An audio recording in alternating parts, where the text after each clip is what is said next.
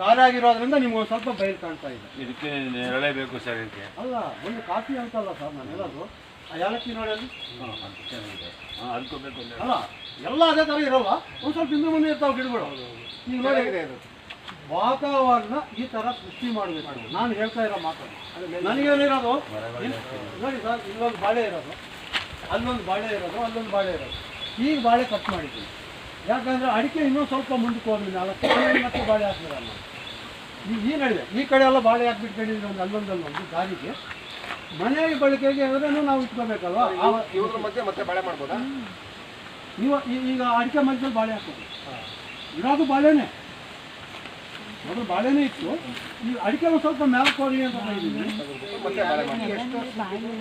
ಸರಿ 3 ಗಿಡಕ್ಕೆ ನಮ್ಮ ಈ ಭಾಗದಲ್ಲಿ ಬಿಸಿಲು ಇರೋದ್ರಿಂದ 100 ಗ್ರಾಮಿಂದ 200 ಗ್ರಾಮ್ ಮಧ್ಯೆ.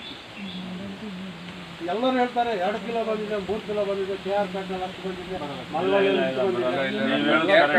ನಾವು ನೋಡಿದ್ದೀವಿ. ನಾನು ಏನು ಹೇಳ್ತೀನಿ ಅಂದ್ರೆ ಈ ಥರ ಯೂಟ್ಯೂಬ್ಗಳು ಮಾತು ನೋಡಿ ವ್ಯವಸಾಯ ಮಾಡೋದು. ನೀವು ಪ್ರಾಕ್ಟಿಕಲ್ ಆಗಿ ನೋಡ್ರಿ, ರೈತನಿಗೆ ಯಾವತ್ತೂ ಸುಳ್ಳು ಹೇಳಿದ್ರೆ ಅವನು ಉದ್ಧಾರ ಆಗಲ್ಲ. ನಾನು ಹೇಳೋದು ಏನಂದ್ರೆ, ನಮಗೆ ಇಲ್ಲಿ ಕಾಫಿ ಚೆನ್ನಾಗಿ ಬರ್ತದೆ, ಅರ್ಧ ಕಿಲೋಗೆ ಅಂದರೆ ಜಾಸ್ತಿ ಬರ್ತದೆ.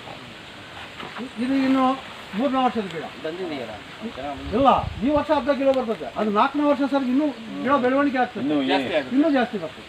ಯಾವರೇಜ್ ಲೆಕ್ಕದಲ್ಲಿ ಈ ವರ್ಷ ಅರ್ಧ ಕಿಲೋ ಬರ್ತದೆ. ಒಂದ್ರಲ್ಲಿ ಜಾಸ್ತಿ ಇರ್ಬೋದು, ಒಂದ್ರಲ್ಲಿ ಇಳ್ದಂಗೂ ಇರ್ಬೋದು. ಚೆನ್ನಾಗಿ ಬರ್ತಾ ಇದೆಯಾ ಇದು? ನೋಡಿ ನಿಮ್ಮ ಎದುರುಗಡೆ ಇದೆ.